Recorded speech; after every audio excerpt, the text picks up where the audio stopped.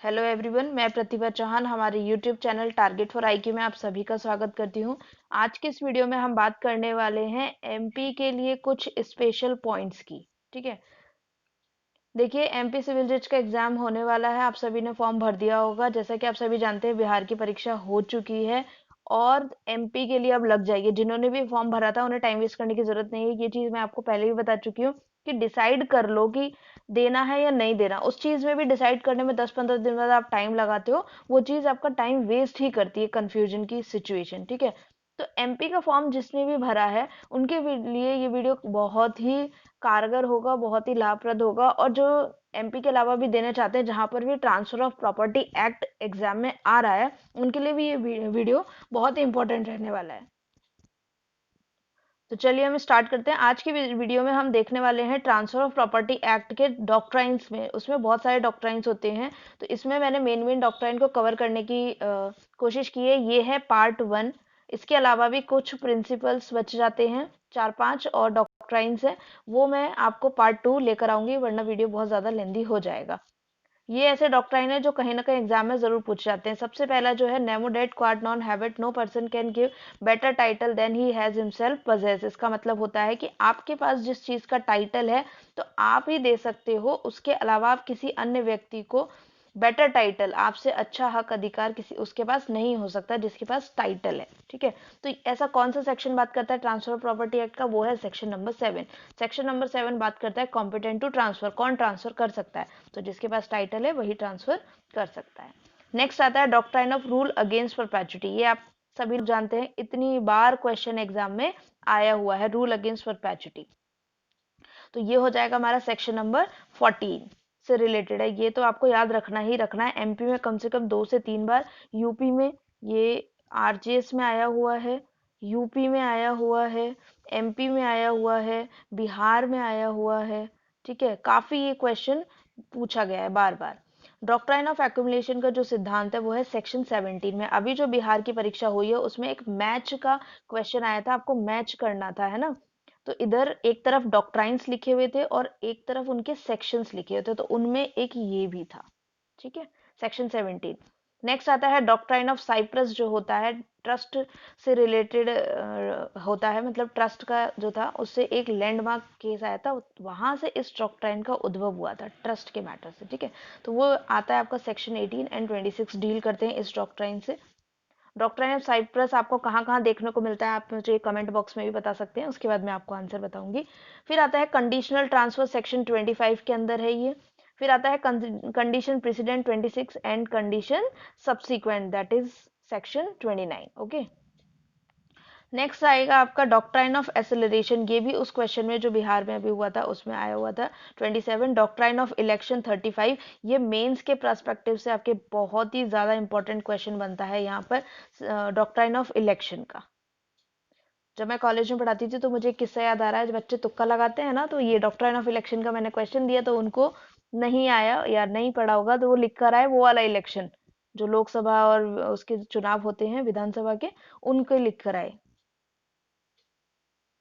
फिर आता है doctrine of holding out of all transfer by ostensible owner. ये है दृश्यमान स्वामी का, जिसमें क्या होता है, ऑस्टेंसिबल ओनर, एक्चुअल ओनर नहीं है तो वो ट्रांसफर कर रहा है ना, तो इसलिए डॉक्ट्राइन ऑफ होल्डिंग आउट के नाम से भी आ जाता है। ठीक है, तो ये आपको याद रखना है, सेक्शन 41, रिपीटेडली आस्क्ड क्वेश्चन, बहुत बार पूछा हुआ है। नेक्स्ट हमारे पास feeding grant by estoppel, section 43।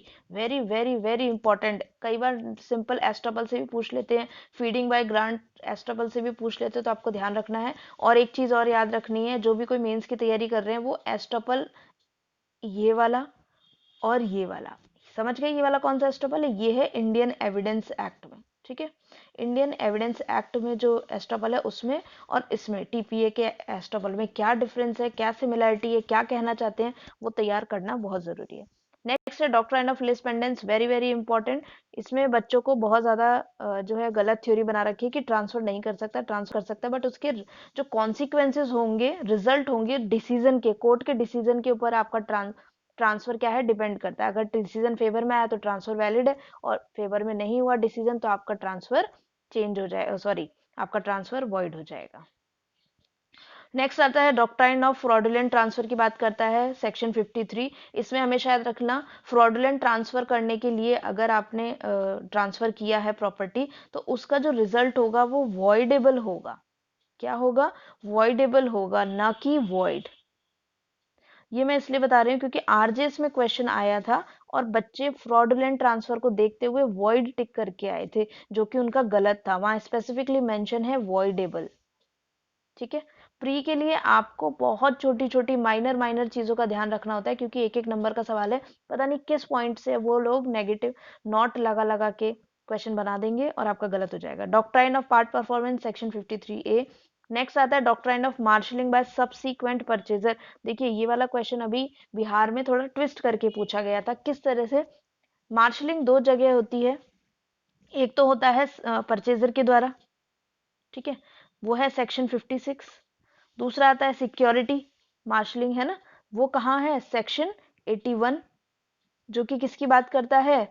Mortgage से संबंधित उसकी बात करता है। तो मार्शलिंग आपका बेसिकली क्या होता है? मार्शलिंग एक रिक्वेस्ट होती है कि जो आपका पैसा वसूलना है वो मेरी प्रॉपर्टी से ना वसूल के दूसरी प्रॉपर्टी से वसूल लीजिए। मान लीजिए दो तीन ये प्रॉपर्टीज है, मॉर्गेज रख दी है, ठीक है, उसके बाद मॉर्गेज उसका क्या अधिकार होता है? अगर पैसे नहीं मिल रहे तो प्रॉपर्टी को बेच दो, उसके बेच के अपनी ले लो, है ना। तो फिर उसके बाद उन्होंने सेल भी कर दी, तो अब बंदे का तो नुकसान हो गया। तो कहते हैं कि सर मेरी ये प्रॉपर्टी ना सेल करो, आप ये वाली सेल कर लो, ये वाली सेल कर लो, इनसे पैसा ना मिले तो फिर मेरी सेल कर लेना, है ना। चेंज द प्रायोरिटी, ये होता है मार्शलिंग, एक रिक्वेस्ट होती है। तो आपको याद रखना है, मार्शलिंग अगर सेल में पूछी गई है, सब्सिक्वेंट परचेजर द्वारा मार्शलिंग है, तो वो है सेक्शन 56। और अगर मॉर्गेजी वाली मार्शलिंग पूछी गई है तो वह सेक्शन 81। नेक्स्ट आता है once mortgage, mortgage always mortgage भी बोलते हैं, वंस मॉर्गेज ऑलवेज मॉर्गेज भी बोलते हैं। ये इंपॉर्टेंट है, इसको यूपी में मेंस में एक्सप्लेन करने के लिए आया था क्वेश्चन, है ना। और भी आता है, एमपी की जो मेंस की तैयारी कर रहे हैं वो भी इसको मेंस के हिसाब से तैयार कर लेना। ये स्टेटमेंट देते हैं और लिखते हैं एक्सप्लेन करिए, ठीक है। कई लोग इसे गलत भी बताते हैं। जैसे मैं एक जस्टिस उनके पास बैठी थी तो उन्होंने मुझे बताया कि बेटा ये आधी है, ये जो स्टेटमेंट है ना वो आधा है। कैसे? वंस मॉर्गेज ऑलवेज मॉर्गेज, आगे लगेगा अनटिल रीपे या अनटिल पे। जब तक पे नहीं किया तभी तो उसकी मॉर्गेज है, प्रॉपर्टी बंधी हुई है, पे करने के बाद तो निकल गई, है ना, काय की मॉर्गेज। तो ये है। तो बट आपको लैटिन मैक्सिम याद, सॉरी सेक्शन याद रखना है, सेक्शन है 60। नेक्स्ट आता है rule of subrogation, that is section 92। आपको वीडियो अच्छा लग रहा है तो आप हमारे चैनल को सब्सक्राइब कर लीजिए, इस वीडियो को लाइक कर दीजिए। और एक और इम्पॉर्टेंट अनाउंसमेंट, एमपी का जो पुराना बैच है वो हमारा हो चुका है, 98% हो चुका है कंप्लीट। उसमें एक ही सब्जेक्ट बचा हुआ है, वो अभी हो जाएगा।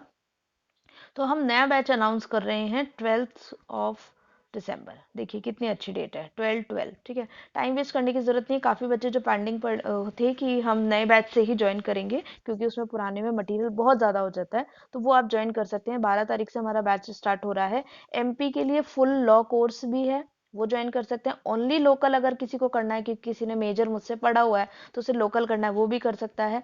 और उसके बाद टेस्ट सीरीज भी है, ठीक है। इन तीन में से आप कोई सा भी जो आपको सूटेबल लगता है, आपके लिए सही है, वो आप ज्वाइन कर सकते हैं, ठीक है।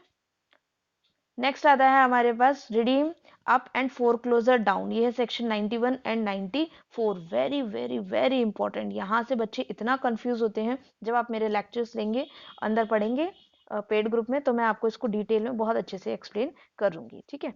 तो इसी के साथ समाप्त होता है हमारा वीडियो का पार्ट 1। नेक्स्ट वीडियो में हम पार्ट 2 लेकर आएंगे, और आप हमारे चैनल को सब्सक्राइब कर लीजिए। एमपी के बैच जो हमारे स्टार्ट हो रहे हैं, आप उसे ज्वाइन कर सकते हैं एमपी सिविल जज के लिए। देखिए बिल्कुल टाइम नहीं है, खबरें ऐसी आ रही हैं कि 20 जनवरी या 24 जनवरी के आसपास एग्जाम होने की संभावनाएं बताई जा रही हैं, क्योंकि जो एमपी के लोकल लोग हैं वहाँ कुछ ऐसी खबरें देखने को मिली थी, ठीक है। तो आप लोग हमारा बैच ज्वाइन कर सकते हैं। एक बैच कंप्लीट हो चुका है already. Okay, thank you so much and have a nice day.